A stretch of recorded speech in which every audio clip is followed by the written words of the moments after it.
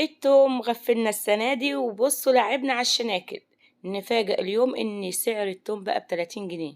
ماشي في الشارع كده بالعربية بكام يا عمو؟ قال لي ب30 جنيه كيلو التوم. اتفاجئت، انا اول مرة اسمع سعره. انا اخر مرة يا عم سايباك كيلو ونص ب10 تقولي ب30 جنيه. قال لي اه ب30 جنيه. لو انت ما اشتريتيش النهاردة ب30 بكرة هتجيبيه ب50 وغصب عنك. يعني ايه يا عم الكلام انت بتقوله ده؟ انت بتهزر بجد؟ ايه اللي حصل في التوم بعد ما كان ب3.5 وب5 جنيه كبيره؟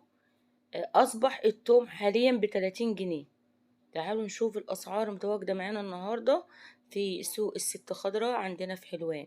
وكمان هنشوف البصل سعره وصل لإيه، وهيقف ولا طالع تاني ولا هينزل. المفروض ان البصل الجديد طلع. المفروض ان البصل ينزل. ليه موجود في الاسواق دلوقتي ب16 و17 جنيه؟ والبصل الابيض كمان وصل ل20 جنيه. ليه؟ مش عارفة. تعالوا هسمعكم بقى سعر التوم كان من يجي شهر كده مع بعض.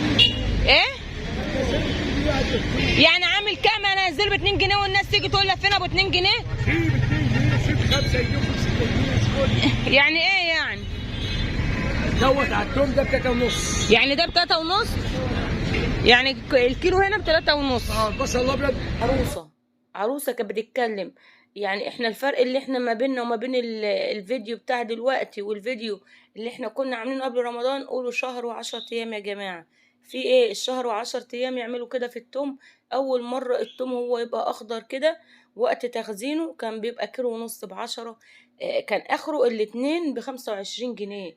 اصبح ان الكيلو الواحد ب30 جنيه. يعني انا مثلا واحده من الناس مش بحب اشتري التوم وافرمه والكلام ده بدري واخزنه. انا لسه مخزنتش.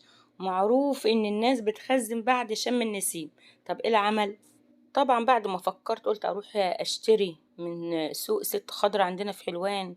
طب ما انا هركب ب50 جنيه اقل حاجه مواصلات. طب العبور نفس النظام. فغصب عني هجيب. بالنسبه للطماطم يا جماعه، الطماطم سعرها حاليا كيلو ونص ب10 جنيه. وكمان في ناس بتبيعها الكيلو وربع وفي ناس بتبيعها ب10 جنيه، وصورت لكم فيديوهات كتير. هنيجي للبطاطس. البطاطس ده لسه كمان من شهرين هتوصل 15 جنيه الكيلو. ليه؟ مش عارفة في ايه، مش عارفة. طب لو انا عايزة تومة تكون ناشفة بقى وملفوفة ان انا هخزنها، يعني هي ال30 جنيه بقى خلص الكلام. 30 جنيه. بالنسبة في سعر التوم حاليا في سوق الست خضرة عامل 25 الأحمر، 23 الأبيض. في سوق العبور عامل 23 الأحمر، الأبيض عامل 20 جنيه. فالله المستعان. طيب البياع هيجيبه من هناك هياخد في الكيلو 7 جنيه مثلا ولا 10 جنيه؟ ليه؟ طب ما نكسب على قدينا برضو، مش افترى يعني.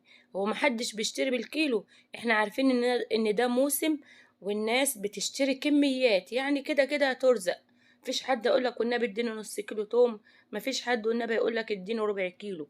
ده اقل حاجة في الميت. الناس بتشتري 5 كيلو اقل حاجة. ليه؟ بيبقى خزين السنة. وكمان في الغلا اللي احنا فيه دلوقتي هنقول ان لسه كمان بعد ما ينشف بقى ويعدي عليه شهرين تاني ده ممكن يوصل 100 جنيه كيلو التوم.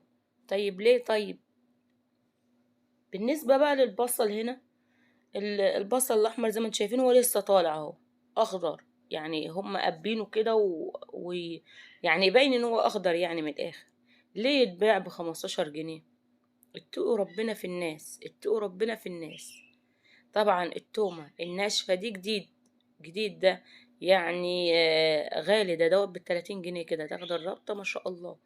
ايوه انا هاخد 5 كيلو بمقام 10 كيلو او بمقام 15 كيلو. بس برضو يعني افترى ان انا اجيب التوم ب30 جنيه يا جماعة. فمش عارفة والله اقول ايه. ربنا يعدي الايام دي على خير وازمة وهتعدي باذن الله. ولازم يكون في رقابة على البياعين، محدش يستغل حد. والله العظيم انا كنت رايحه اجيب توم. ما كانش عندي توم خالص. انا ما خزنتش. انا متعوده ان انا اخزن التوم بتاعي بعد شم النسيم.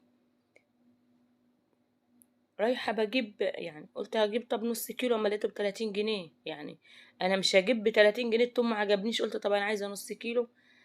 ست مداني النص كيلو وبتشخط كده وبتتنطر. مش عاجبها. يعني مش عاجبها ان هي بتديني نص كيلو ب15 جنيه. فالله المستعان وربنا يعدي الايام ده على خير. يعني المفروض يكون في رحمة شوية على الناس في ناس فقرا كتير مش معاها تجيب، وناس يعني ممكن تجيب يعني خضار اليوم بيومه، مش بيجيبوا كل اسبوع ولا كل شهر زي الناس اللي بتجيب. ده الناس هنا يعني تستنى مثلا الواحدة ابنها ولا جوزها جاي من الشغل وتاخد مصروفها وتنزل تجيب طلبات اليوم وترجع.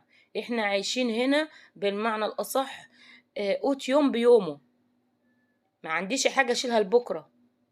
يعني يا دوبك انا ملحقة على المدارس بالعافية، ملحقة على اكل البيت بالعافية. هو ده اللي احنا عايشين فيه، المدارس واكل العيال والكلام ده كله. هو ده، مفيش حاجة متفضرة. لو كان في حاجة كانت موجودة معانا في قلب البيت طارت في غلاء الاسعار، فربنا يرحمنا برحمته يا رب. وانتوا كمان ادعمونا بلايك كده حلو، وكمان كومنت جميل، وقولوا لي ايه رأيكم في الكلام اللي انا بقوله. والفيديو بتاع التوم اللي طلع وراح في داهية ده، بصراحة التوم غفلنا السنة دي يا جماعة. فالله المستعان، وربنا يعديها على خير. اللي ما جابش توم زي حالاتي بقى يقعد جنبي كده ويحط ايده على خده. الله المستعان. بالنسبة بقى للطماطم بقى، يعني يا ريت الناس تبدأ تخزن شوية طماطم من دلوقتي، لأن اللي داخل عليكي بقى الطماطم البلدي، الطماطم مش بتبقى حمرا من جوه، بتبقى كلها مية على الفاضي وصفرة. فلو حد عنده طماطم كويسة يستغل الفرصة ويفرزها. وأقول لكم بحبكم في الله كتير. وكنت معاكم النهاردة من سوق الست خضرة عندنا في حلوان. بحبكم في الله كتير يا أحلى أخوات. ادعموني وما تنسونيش في كومنت جميل. بحبكم في